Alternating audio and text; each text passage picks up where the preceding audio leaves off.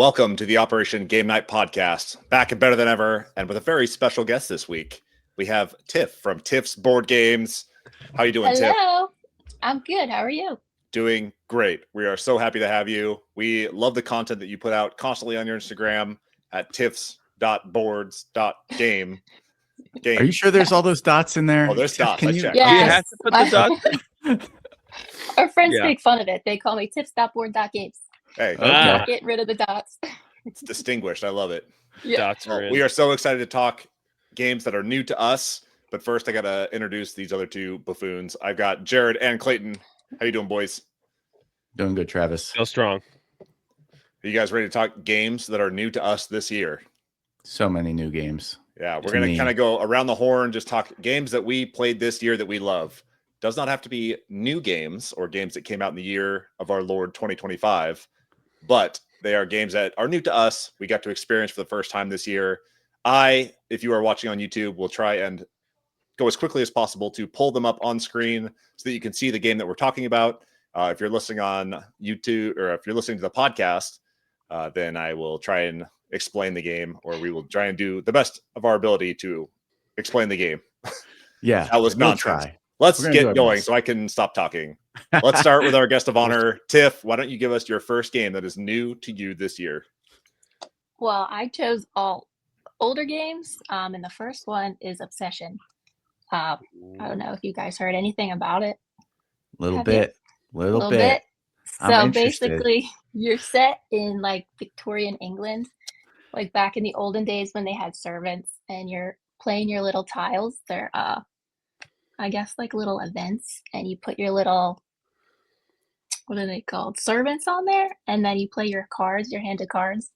They're like your what are they called, guests. So you're putting your servants on your cards, inviting your guests, and getting your rewards. So you want to have like lots of reputation, lots of money, and you're basically trying to court like a gentleman or a lady, and yeah, whoever has the most points in the end wins. I guess you get to get married. And you are like leveling up your mansion as you go along, right? You're building new rooms. You are enhancing your visitability. Yeah, so like the guests you invite give you money, and you can buy more tiles to host more events, and some of them are more powerful than the others. Like that's how you get your money and your reputation. Nice. Dang. How similar is this to Sims, like the Sims video game that I used to play? Where are you making that connection? I don't know. I heard like bringing people, growing your room and expanding your mansion. I was getting flashbacks to the Sims. I don't know why. Any connections there? I've never played The Sims. Okay. My bad. No babies on fire or people drowning in the pool. Oh my gosh. Like no, I don't think so. You can get like a cake delivered and everyone gets really happy when that happens. So I don't know. But also in Obsession, you can like invite people who like gossip, so they'll like take reputation away from you and stuff like that. I love good gossip. Is this a 3.1 hard? I've been scared of above 3 games this year. So is this too much for me right now, Tiff? No. It's approachable. We're gonna play it on BGA when we're done. Okay, all right. On BGA? Bear with me then, all right? Whoa. Yeah. Okay. Because I've been intrigued by this one for a while. I think Bo came on our podcast and talked about it, and I was like, man, the Bridgerton vibes, and so I rewatched all of Downton Abbey after I played the game. Nice. So it's very thematic. That's great. Cool. Good. Strong start from Tiff. Let's go to Jared. Let's see what Jared's got. Okay. Where do you guys want to go with this one? Do you want me to go card game, or do you want Gemma? Do you want a story about Gemma? Let's get Gemma out of the way. Yeah, let's just get little gems done. So my first pick, new to me and new to the family, is First Orchard, Haba. Not one that we usually talk about here on Operation Game Night, but absolutely had to talk about this story. Cute, perfect little game for your 2-year-old. Okay, you're rolling a die, trying to just pick little fruits off of your trees before the raven comes. Well, my daughter's just, I think she wants to watch the world burn because she wants to see the raven come and eat these little pieces of fruit. Yeah, my daughter straight up dropped the F-bomb. She rolled the raven. It was like, oh fuck, raven, and I couldn't help myself. I laughed, and we kind of talked about swear words for a second. I had a complete blast. This one has about 20 Jemmy run it backs. You know, we talk about Rachel run it backs, and Adri run it backs on this podcast. Gemma has her first run it back, and it is First Orchard because she is obsessed with this game. She got it for one of her advent calendar for Christmas, one of her days on advent calendar. But I just this is a rite of passage. I feel like I started my 2 on First Orchard. I know the Spanglers started Jordan on First Orchard. So there comes a time in a youngster's life where they need to save the fruit from the raven. And drop the F-bomb. And it sounds like Gemma's hit that moment. I think Gwen needs this in her stocking. But I don't know if she's going to be swearing as much as Gemma. Maybe not. Did the boys get so excited about the raven? I mean, I feel like the raven's all the rage these days. I mean, we were on edge about the raven. We weren't necessarily rooting for it. We were trying to collect our fruit and prevent the raven from getting to us. But so I don't know if Gemma's, maybe she's a one versus many type player. She's a semi co-op with a hidden goal there in First Orchard. I just had to get that one out of the way. I have a feeling like I'm going to be playing this one for a while, and you will. I love it. I do love it. So ask me again next week. That's how you know we're a serious podcast about serious board games, because we have First Orchard. That's right. I've been a little scared about weights over 1.0 this year. So can I get into this? Is that okay? I don't know. It might be tough. All right. Nice. First Orchard. Clayton, what you get? Let's go Trinket Trove for my first pick. This is a new to everybody game, not just new to me. We were a little unclear about the ground rules here, so we're operating under different frames of reference. But Trinket Trove just came out in the Game Head suite of games released in their first set, and I played Trinket Trove the first time. I was like, that's pleasant. It's nice to look at. But every time I keep playing it, I'm now up to like 7 or 8 times, and this game has become a go-to to introduce to people. It's just so dead simple. You have cards that, there's 6 marbles in the deck. And then on the side of the marble card, you can see, if I have 3 marbles, I get 20 points. If I get 4 marbles, I get 80 points. And basically the whole game, you're just trying to collect these different trinkets, maybe marbles, keys, little buttons, and they're so cute. And the way it all works is you have to bid for turn order by playing out trinkets from your hand. So maybe you had a bunch of feathers in your hand, but you're like, dang, I'm not seeing a lot of feathers. I'm going to bid with these feathers so I can get first turn next time to grab the things I want, because out there's that thimble I've been looking for. And it plays so fast. It's probably 25 minutes. And this has been like the go-to game just with anybody, like people that don't play any games. You can explain it so fast. And I love it. Trinket Trove has only been rising in my esteem the more I play it. And that doesn't usually happen. Like usually the more I play a game, I'm like, I'm ready for something new. But this one, I just keep pulling out. And shout out to Gamehead for just kicking in the door in the board gaming sphere, because they had a banger launch. Every game in that lineup is killer, and they have new waves coming next year. So Trinket Trove was their flagship, I would say, of this first launch. People are loving it online. It's getting a lot of traction. So shout out to Paul Solomon and the Gamehead crew, because they are doing great work. Don't sleep on the rest of the lineup. I did talk to Paul at PAX Unplugged, and I was like, I think I knew the answer, but I was like, hey, what game's been doing really well for you? And he said, it's not even close. Like Trinket Trove has outsold the others by miles and miles. Yeah. And you can tell just because everybody's talking about that game. But seriously, don't sleep on the other games. I know I just talked about the most popular one, but the other ones are good too. And it's one of those little ones. Little. I mean, it's a little square. It's not 6x6, maybe. Yeah. I mean, it's not a pocket. It's the back of a pocket one, but it's very small. Yeah. In my opinion. It's portable. Oh yeah. Oh yeah. All right, my first one is going to be The Good Doctor with Rebirth. Oh, this game came out kind of late in 2024, but I feel like I got a lot of plays of it in 2025. It showed up and I unwrapped it immediately, and it's so easy to introduce to new players. You just draw chips and you place them on the applicable squares, and you score points based on the groupings that you can make. You are trying to kind of rebuild this island of it's Ireland, right? The first one's Ireland. Scotland. Ireland. There's Scotland and Ireland, right? Two sides. Yeah. So super easy to introduce, super simple mechanic. Anyone can pick this up and play. You're just creating large groups of matching icons, and the simplicity and kind of the replayability of it.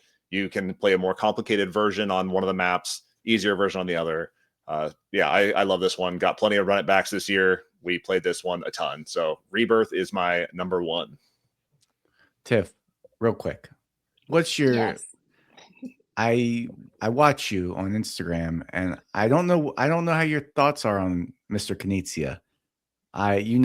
We are big Knizia fans. I don't know if I see you posting a lot of Knizia content. No, I haven't. I've only played a few. Really? I've only played a few. Yeah. You played this? He's only designed a I've never few, played so Rebirth. that's okay. But I feel like he's been popping off lately with a lot of stuff. Yeah. He's popped off. You need to get your hands on some Rebirth, Tiff. Yeah. Just because she's not. And I'll make sure I know the rules.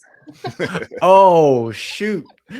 That's a cut. I confessed that the other night. We actually just played this, and I was teaching it to somebody new, and I was like, listen, I got this rule wrong for like 10 plays, and I got corrected live on the air by one of my co-hosts about the rules being wrong. So we're getting it right now. Castle control is under control in my house now. Nice. Tiff, back to you. What you got? I'll say the Castles of Burgundy. The first time I played it was in March. What? Yeah, I know. Wow. Yeah. Welcome. Everybody knows how to play it, I feel like, on here, so I don't need to explain it much, but I just like picking the little tiles, and like it feels so satisfying, like finishing your little section and getting all your castles on that board and collecting those tokens. So after good. we bought the original version, and once the special edition went on sale, we bought that too. Oh, nice. It's worth it. It's so good. Yeah, that upgrade is so nice. It's so much nicer. The little honeycomb thing that holds all your chips in place, man. Yes. The upgrade is worth it. What's your strategy? Are you do you like to go for the animals? Are you like a brown tile person? Yeah, I like the animals, but I feel like I've been hate drafting like the yellow ones because it's all the like end game scoring. Yeah. Yeah, we play this a lot with our neighbor. He lives across the street, and yeah, there's a lot of like hate drafting involved. So I'm just going after whatever they need. Dang. Is your preferred way to play like everybody has the same map, or you like the variant maps?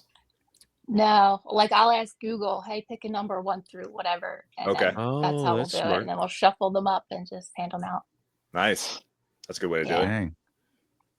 Good shout out. And a phenomenal production with the special edition version from Awakened Realms. That's a 9.1. Yes. That's crazy high. Yeah, that's too low. It needs to be higher. Well, and part of that is like the Kickstarter boost, right? Like everybody on Kickstarter, because they spent the money, feels obligated to enjoy it, and so they bump that number up. But also, Castles of Burgundy is probably warranting a 9+. Like, that game is so like, clean. It's great. Yeah, it's like a evergreen, pretty much. Oh yeah. Jared, bless you. Over to you. Oh, thank you. I'm gonna go big with a little John D. Clare card game, Card Crafters, Ruins. If you could, please. I just love the idea of a 5-person card game. I've never played it at 5. Definitely thoroughly enjoyed it at 3 multiple times. But I am going to get this one to the table at a work function this week at 5. I know I will. You if will. I don't, I will be very sad. Very, very sad. Because people are giving me crap like, you don't have any 5-person board games. That doesn't exist. I'm like, excuse me. Wait just 1 second. Love card crafting, love trick taking, and the Great Del Moody, of course, which I could also talk about the Great Del Moody because that was incredible little card game that is not new at all. But this one's super, super fun. And it's a new boy too this year. Yeah. Yeah. And the boys picked it up at the World Series of Board Gaming, and they never looked back. And I lagged behind. I was like, I don't know if I really want to spend the money on this. And I played it, and I'm like, damn it, I went and bought it. Yeah, if Jared buys a game, you can pretty much call that game a 10 out of 10. Yeah. Big time. So love Ruins. But Tiff, you played this one? I have not.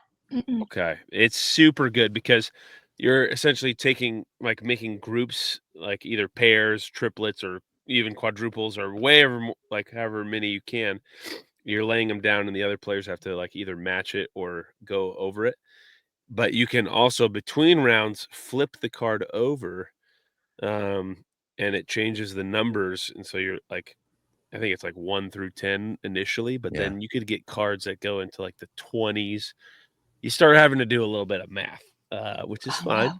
But so you're like, okay, I have a card that has 8 on it, but then you actually can sleeve things into these cards. So now this 8 becomes a 14 with an extra ability, which lets you draw an extra card and swap something out or make another pair. What a great game. And the box, nice and tiny. I like it. Yeah. It is in their small box. And I kind of looked through Allplay's publications this year. This was definitely a highlight from their publications this year. They didn't have a ton, not a whole lot of other big box ones. They had Kabuto Sumo expansions and stuff like that, but this one shines amongst the ones that they published this year. So shout out to Allplay for another killer one from John D. Clare. I'll play them all. Clayton, over to you. Okay. You guys are gonna have to bear with me here. I am flying off the cuff a little bit. I tried to push myself in this episode because I want to talk about just all the games I've been playing lately, because those are the ones that are top of my mind. I was like, you know what? I've played more games this year than just those. I need to dig back a little bit and give some love to some of the ones I played earlier in the year. And one of those was El Grande, which is an old game that was new to me. A classic in the, I'm not going to say it right, it's either area majority or area control. I don't know. There's people that care about that distinction, but I'm not one of them. So essentially, you're just jockeying for position on this map of, I guess it's Spain probably. Yep, it says Spain right there in the description. There you go. And you have this medieval. Yeah, you have this interesting bidding phase where you decide what turn order you're going in. And the earlier in the turn order you go, the less of these caballeros you can add to your pool. And your caballeros are what you have to send out to gain control of these regions. And then there's this sweet little castillo that's like a hidden little meeple tower. And then at the end of the round, you get to reveal who had the most meeples in that meeple tower and send them out to places. So it gets all kind of random and crazy.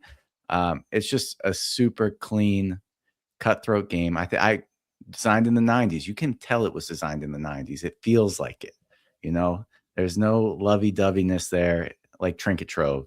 This is just trying to take over other people's area.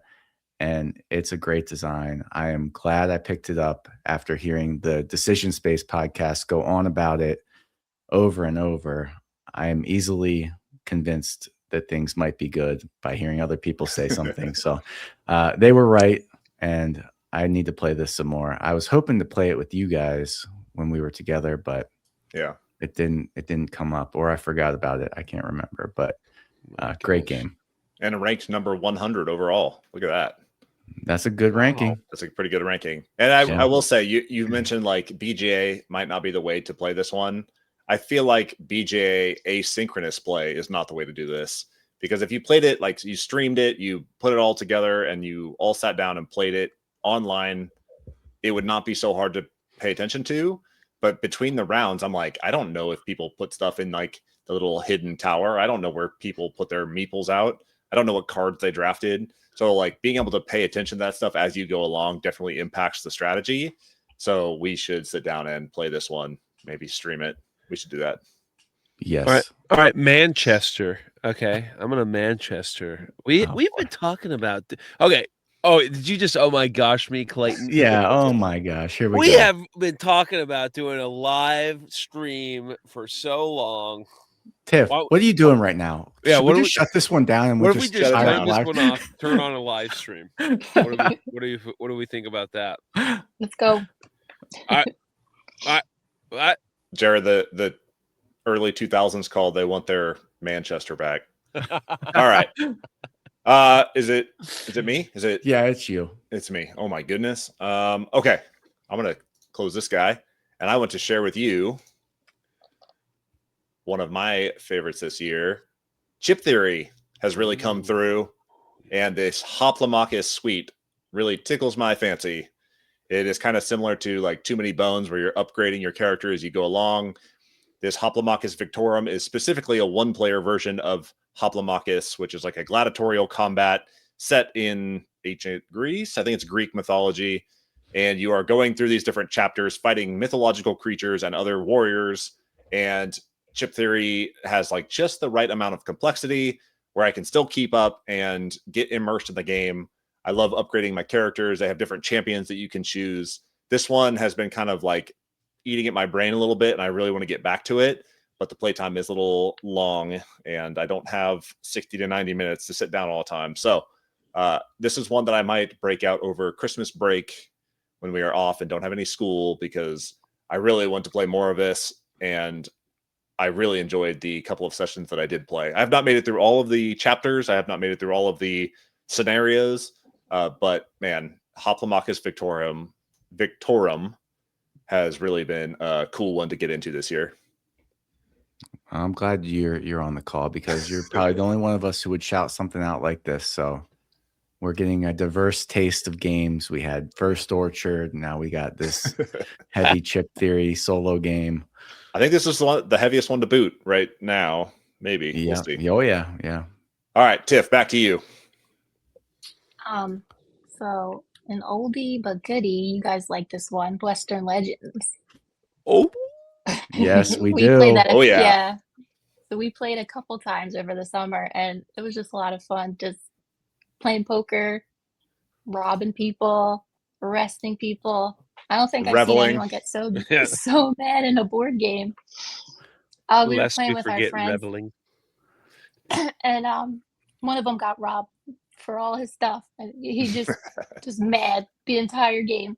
Nice. But that one was a lot of fun. He was real mad. What inspired Yeah. you to pick this one up and play it? Oh, this was a husband purchase. Nice. Yeah.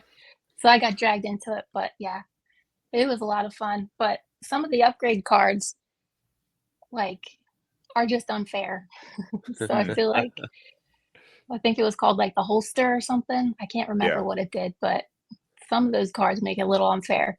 Yeah. But it was a lot Some of of fun. the weapons and stuff too. Yeah, You playing with expansions or?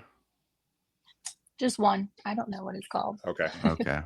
Some of the Thanks. expansions are awesome, like the Blood Money, and there's the one that has like you have like the general store that you can go to purchase things, but there's also like a traveling caravan. There's one that like puts a train that goes around the outside of the map that you could go and rob. It gets crazy real fast. So Yeah, I highly haven't played recommend any of checking. those. Yeah, check some of those out. And they actually have Western Legends stories coming out this year, which I'm Ooh. really looking forward to. I think it's more of like a scenario-based Western Legends. So keep an eye out for that one. Nice. Awesome. Jared, back to you. We've been kind of talking about this a lot lately, I feel like, but Blue Lagoon is a new to me, even though I've had it for more than a year. I finally ripped the cellophane off this one from last year. You should definitely go listen to one of our greatest ever produced podcasts, the head-to-head competition, Blue Lagoon, another great Reiner Knizia. I am questioning whether I should attempt to bring this one out to Adri tonight, but I feel like it's too much confrontation, slithering past each other and cutting each other off head to head. It's not a good move. Maybe if there's a third party or a fourth party in there, but you got this beautiful Polynesian island set in front of you, and you're just hopping along, picking up little resources, trying to get your sets and groupings of the different resources, connecting beautiful lines of like canoes and warriors as they walk across the land. It's so easy. Pick one up, put it down, but then you have to have a strategy where you're going. And it's in 2 phases, where the second phase really builds off of what you did in the first phase. So it's like Rebirth, but like extra layer of like thinking on top of it. It doesn't have the castles and stuff though. So it's a little bit different than that. Not as many resources now that I'm thinking about it. But huge fan of it. I love it. I want to get to the table. I would not recommend this one at 2. You need a little bit, especially with your spouse, like you need a little bit of plausible deniability. Like I had to cut you off there and take your resources because they were going to outmaneuver me here. Yep. I head to head with the spouse on this one is a little contentious. It's vicious. Yeah. I see best at 4. I like that. Yeah. Okay. I'll try and get another couple. Okay. Cool. Yes, Clayton. Just pick one right now, Jared. Rebirth or Blue Lagoon? Blue Lagoon. Okay. Dang. But Rebirth is probably a lot better to do head to head with my wife, right? Yes. Probably. Yep. I think you can scale the map down too in Rebirth. Blue Lagoon would be pretty wide open at 2. I don't know. Yeah, Rebirth, you have like the little blocking chips that you can put out there, and you can scale down the map so it plays just the same as a multiplayer, 3-4 player. Okay, Clay, back to you. What else did I tell you? Why don't you just pull something up and surprise me? One of these guys. Let's go with something with an AQ. Oh my goodness! How about some Critter Kitchen? Okay, yes, Critter Kitchen. This was another one I'm digging back on because I played this hot and heavy probably like 8 months ago. I probably played it like 10 times in 2 months, and since I moved, it's just been sitting on the shelf. It's like I forgot about it, but I loved this game. I loved basically you're just trying to make meals and earn points by making meals, but you have these little chefs, and one of them, this little tiny mouse chef, and they can only carry one piece of food. Then you got this big chef that can carry a lot of food.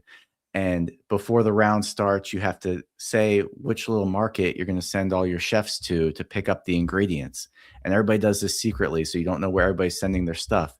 And all the mice get to go first. So if you sent your boar, your big guy that can carry a lot of stuff, he can bring back like 5 things. You send him to a spot that has like 3 mice there, he might walk away with nothing but a little thing of soup.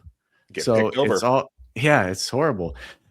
So it's so cool. I love that, trying to figure out where to send your people. The rest of it, it's kind of just almost boring. The rest of it, you're just like scoring points for the amount of carrots you have in a meal. It's not that novel, but I loved those different chefs and their different abilities and trying to figure out where to send them to get the most bang for your buck. And then inevitably it goes wrong and you have to make do with what you got left over. So Critter Kitchen's a great little family game. Loved it with my kids, loved it with my gamer friends. And I am glad I pushed myself to talk about a game I haven't played in a while, because this one can't be forgotten. Oh yeah. Good shout out. Tiff, you play Critter Kitchen, right? I have it. Yes. I love it. It's good. See, more love for Critter Kitchen. This isn't just me. It's approved by Tiff. From good. new games this year to the very oldest of games, we played Acquire. We have talked about this at length on this podcast, but we got to play it at World Series of Board Gaming. It was published in 1963. It is a very, very old game. It's been published a bazillion times, but this new edition is super clean, super nice.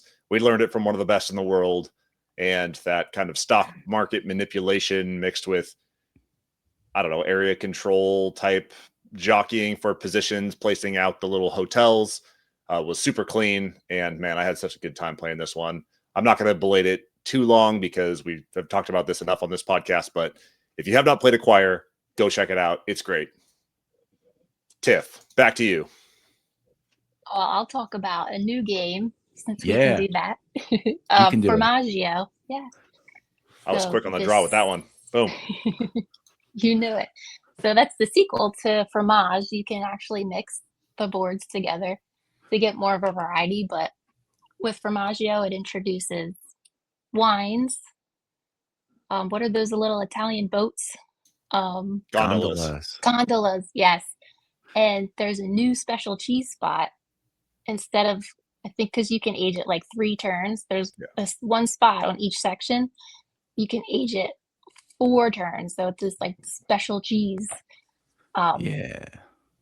The only thing I don't like about that is you can get cards and you can't really complete those cards towards the end because everyone takes the good spots because there's only one on each section. Okay. But it plays very similarly to Fromage. There's new rules you have to learn for each little quadrant. And this one was a expand alone. You said you could mix it together, but it also stands as its own. Yes. Have you played it more separate or have you mixed it in with the old stuff? No, we've been playing it separate. Okay. I'd be interested to know like how cleanly it integrates. Yes. Does it I feel like it would. It has its own like turntable like the original, correct? Yes. Like if you mix them together, do you pick one turntable or the other, or is it like? Yeah, it's all the same stuff. Okay. Yep. So you can just throw anything you want on there and it'll fit. Yes, Clay. Yeah, thank you. I raised my hand. I don't. There was one section, one little cheese wedge that I read the rules over and over to try and figure out how to score the thing. Couldn't figure it out. I had Mary read the rules to this cheese wedge. Just absolutely baffled. It's the one with like the rows and columns. I meant to play it just with the Formaggio, and we couldn't get a grip on the one cheese wedge, and so we just put an old one in. The first time we played that one, I got that one messed up. Okay. So like the cheese has to like be right underneath of each other. Yeah. For it to score. But yeah, I got it wrong too. Okay. All right. I was like, is this just a me thing or is like something going on in the Gable house? We can't figure it out. But the rest of them were cool. Between the castles and cheese, you got to get it together, man. And I thought the player boards were cooler too. Like the little houses you could build. I thought they gave more interesting benefits than they do. the base game or the first version, whatever you would call it. Nice. Great shout out. Jared, you're on to your last one. My last one. I'm still riding the high from talking to Nick Murray, which you guys might not know this if you listened to last week's podcast. Nick and I are both alumni of the same high school. We walked the halls of Skyview together, but I'm still riding my Canizia high. Yep. And the quest for El Dorado was graciously given or discovered to me through Clayton, and I just ate it up, just gobbled it right up. Had an absolute blast playing this one at 3. Deck building to race your way across a long forgotten South American jungle. Sorry, my Trump impression is coming out. Daggone, man. I'll back it up. And I had a super great time playing this, and we can't get much cleaner deck builder than that. Like drawing up, building your hand, investing in your future hand. You can see the path that you want to take, and then your other players are cutting you off here and there. And you're making some key decisions about how you're going to get to the end quicker than the other people that you're playing against. And I mean, it's pretty straightforward, light, under 2 on the weight there, and it's pretty quick too. And every time you play it, you can switch up the different pathways, and you can make new adventures, new races. No wonder this thing's number 20 in the family there. I'm just saying. So I might have to get this with my birthday money that I still haven't spent. So yep. It'll cost you about $20 because really it's been republished a bazillion times. Yeah. Oh my. Yeah, that's not that bad. It's like buying a classic copy of Castles of Burgundy. Like, they are out there and they are just waiting for you to spend your birthday money. Okay. Well, anyways, Quest for El Dorado, absolute legend. Great. Yep. Clayton, on to you. Is this my last one? I think so. Yes. Okay. This will be another new game. Travis is pulling up The Hobbit there and back again. I had sworn off Roll 'n' Rights until Mr. Knizia made this one. And this came out in 2025 by Office Dog. Essentially, you're playing through the story of The Hobbit over these 8 little chapters in this roll and write. You're rolling dice, you're drafting them against your opponent. And each chapter introduces like different little tweaks to the game. Sometimes you're making the pass. Like I said, sometimes you're drawing like Tetris polyomino type shapes and trying to, fill out areas in the map. So each little bit of the journey was just like a new fun little twist that, I mean, we played this several times a week until we finished it. And it's one of a core memory because Mary wanted to play it with me and she didn't fuss when I asked to play it. So this was great. I liked, and again, recency bias, but some of the later ones were definitely more interesting than some of the earlier ones. So if you play the first couple and you're like, it's all right, just keep playing through. It takes like 20 minutes to get through one of the chapters, just keep rolling through. And the last one with the Smaug, Smog, the dragon. Smaug, you're fighting Smog, and it's cool. It's a roll and write. So, but they did a lot with the theme for a little roll and write. So I very much appreciated this as a Hobbit fan. Yeah, I will say solo is not the way to play. I talked about this on the podcast, but you basically just roll all the dice in front of you, and then you kind of join them together based on how they landed in relation to one another. And then you've got 2 sets of 2, and then one that's solo by itself, and you're just taking one from each of those groups. Not the correct way to play, not the preferred way to play, rather. But yeah, I thought the same thing. I got through the first 2 chapters and I was like, man, how far am I really going to make it through this thing? It's kind of samey. Like, I get it. You're drawing routes based on the shapes that you draw. And then they throw a curveball at you, and then it gets more interesting and more interesting and more interesting as you go through it. So yeah, this was definitely a highlight this year from Office Dog. Okay, it's my turn. Is it my last one? I think so. I think it's my last one. Could be. I'm going to go with Old King's Crown. I talked about this a couple weeks ago. Also a relatively heavy game. Plays at best at 3, plays up to 4. I played it twice solo and once with 2 players. Probably not the preferred way to play, but man, that like auction, drafting, kind of jockeying for position, this game has really kind of been eating at my brain, and I want to play it more. I played it probably 3 times, 4 times, like back to back to back in one weekend.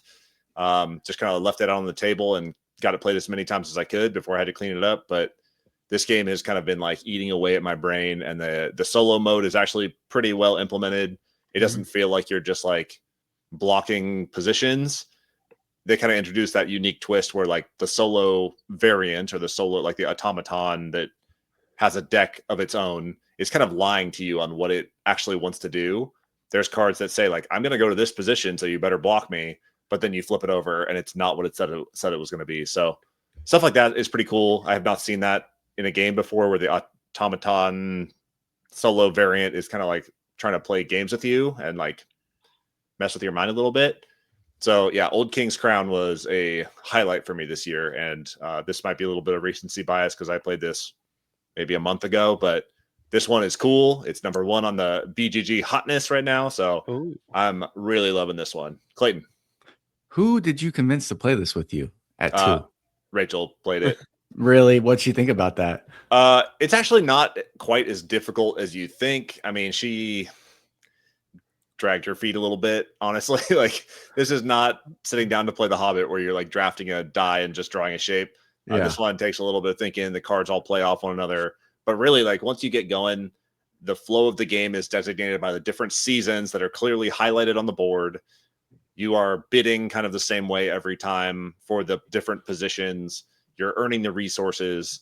That type of stuff is pretty simple to understand once you get into it, but it does take a while to understand the concepts of this game, like the way that all the cards and like you have your, location of power for your faction, and all the factions play differently and all this stuff. There's a lot to this game, and it would definitely benefit from a group that gets together to play this regularly and understands the factions intimately.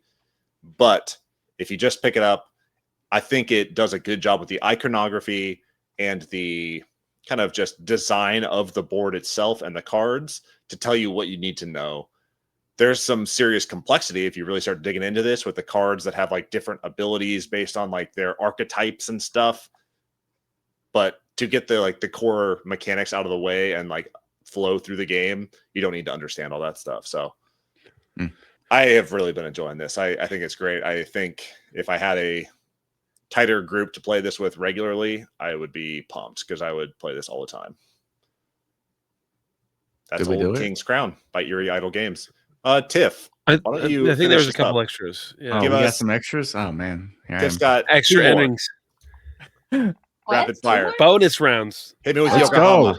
Hit us with your Yokohama. Okay. Yokohama. This one's hard to explain. It's like a worker placement, but like point salad. You just put your little workers down. You can put 3 in 3 different spots or 2 on one spot, and you move your little president to each section. And the amount of workers you have there is like the power of what resources you can get, and you can like put little houses down, and everything just gives you points. I don't know how else to explain it. Well, I keep seeing this one, and I'm like, it was $20, so we were like, heck yeah. Yeah. Nice. 152 overall. It's got some juice. It's ranked 152 overall on Board Game Geek, so that's must be good. That's saying something. That's pretty good. Are those little die too? You get to roll those die for resources? No, I don't think there's any die in there. No. Those cute. I see in the pictures off to the right, little colors. Those must be the resources. I always go into. Oh yeah, they're just the little resources. Fish. Yeah, like you're completing orders, and there's like area control. Well, this looks kind of intimidating. Yeah. It's not. I'm not explaining it very well, but it's easy to learn. How difficult was it to pick up the iconography? Because there's a lot of like numbers and symbols and stuff going on these cards. For those that are not watching the YouTube, it's like a pyramid of cards that have like 1,000 different colors and different symbols and roads and arrows and all sorts of stuff going on. So that's not a very good picture of the game at all. I don't know. What the what is that picture? That's not Yokohama. I mean, Tiff's dot. Well, I think there's 2 different games. Would never post that. Yeah. No. Yeah. This is below dot games. Yeah. Okay. No, I think there's 2 versions, so I think that's the first version. Oh, okay. I have the nicer one. Recently streamlined and deluxeified. Yes. Nice. Yeah, the one I played is just way like easier to look at. Okay. Easier on the eyes. Love it. Yes.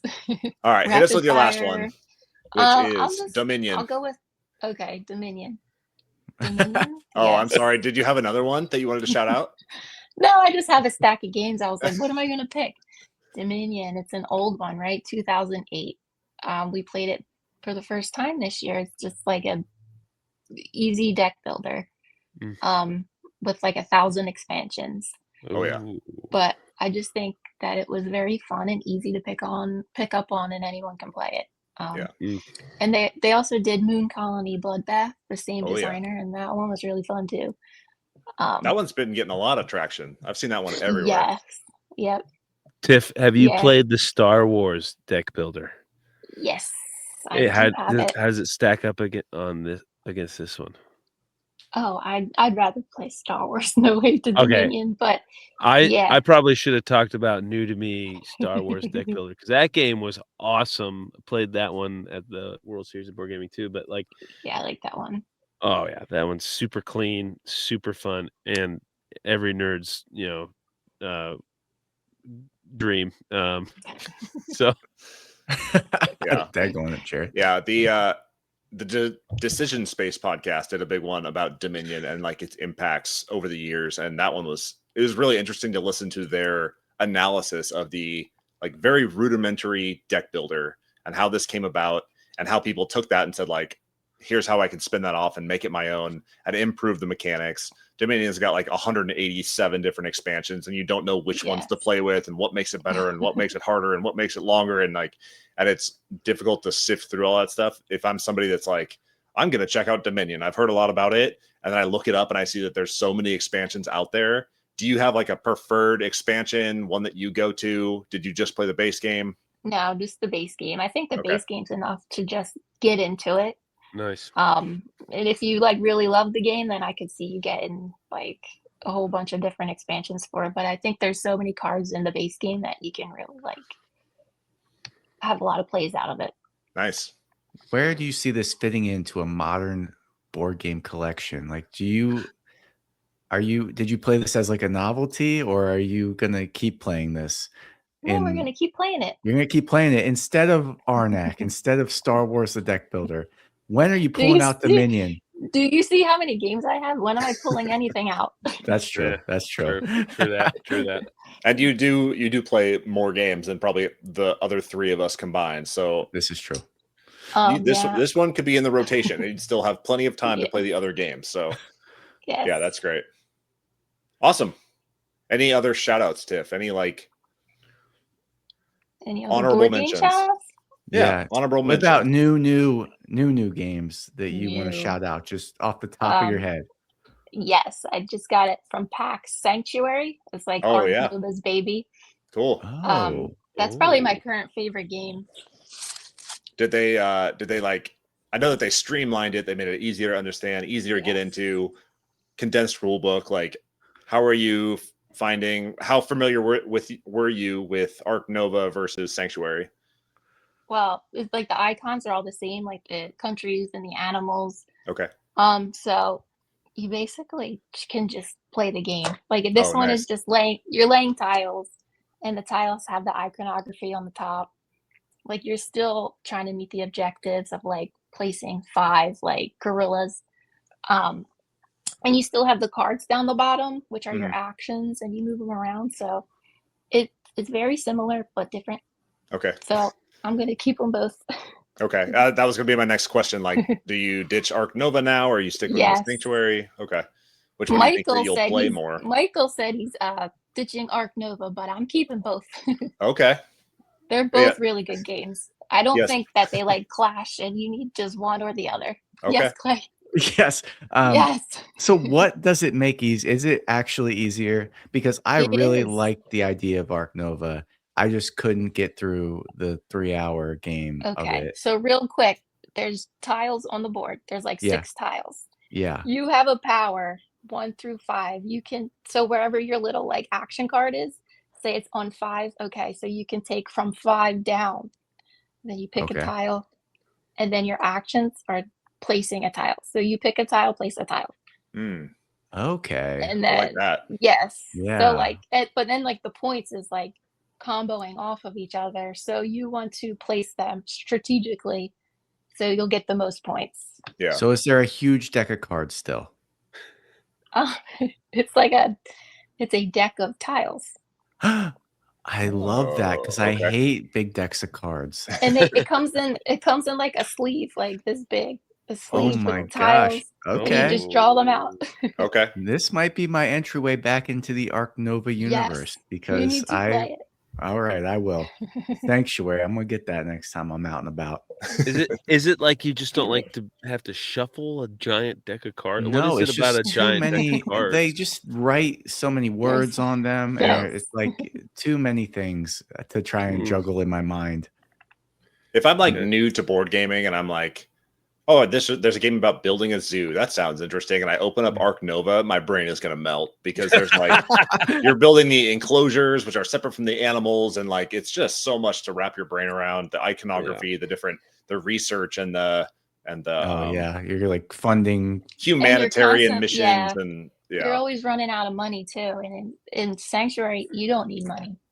No money, money required. I love it. I love that. Great. Beautiful. That's your top game right now. Yes. Okay. Wow. Nice. I love it. Well, we have taken a lot of your time this evening, and I appreciate you running through all the games that are new to you or some of your highlights. Yes. Before we sign off, do you have any sort of like shout out that you want to give? You want to give some props to your social media? This is your time to shout out anything you want. Yeah, let me shout out Michael at Bearwin Plays Games. Oh yeah. I think that's for getting me on here. Like give me that little nudge. Yes, here you are. Yeah, that's it. Okay. That's it. Yeah, he was not specifically requested that you come on and talk board games. He knows that you are an expert. You two play more games than probably anybody we know. So yes, Michael is. I feel like we like a lot of the same games, as well as you guys too. I feel like we all like the same kind of games. So yeah, I lost my train of thought, but no, he's good. You're just a humble person, Tiff. Yep. Don't let her humility get in the way. She is a freaking rock star on the Instagram. I see her posts. I'm like, dang, look at the lighting on these things. I mean, it's just above and beyond. Another bop. I try my best. Your best is good. Your best is really good. I feel like I don't know what I'm talking about, but if I can make it look good, it'll look like I know what I'm doing. There you go. But like, it's interesting that you say that because like we had Tay from Tay Eats Tea, come on and he talked about like all natural lighting. I take all the photos with my iPhone, like, and I'm just trying to make the best content I can with the limited resources that I want to expend. I saved all my money for board games and stuff, and I just want to tell people about the games that I'm playing. And I feel like since we started this podcast, we've met so many people that are just passionate about board games, doing a homegrown thing where they just say, this is a hobby that I'm passionate about. I want to put this content and this love out in the world. You're doing it. Tay's doing it. Mike from Bearwin Plays Games is doing it. Empty Nest Board Mama's doing it. Like, we have met so many amazing people. Yeah. You are included in that group, and we are so thankful to have you in the OGN family. Thank you for coming on the podcast. Thank you for continuing to do what you do for the board game sphere. And these two guys, I guess they're here too. So, yeah, there's us. Yeah. Did we do it? Are we good? We did it. All right. This has been Operation Game Night. She has been the one and only Tiff from tiffs.board.games. Yes. Go check her Instagram out. They're great. All of her posts are amazing. I've been Travis. He has been Jared. He has been Clay. We are out.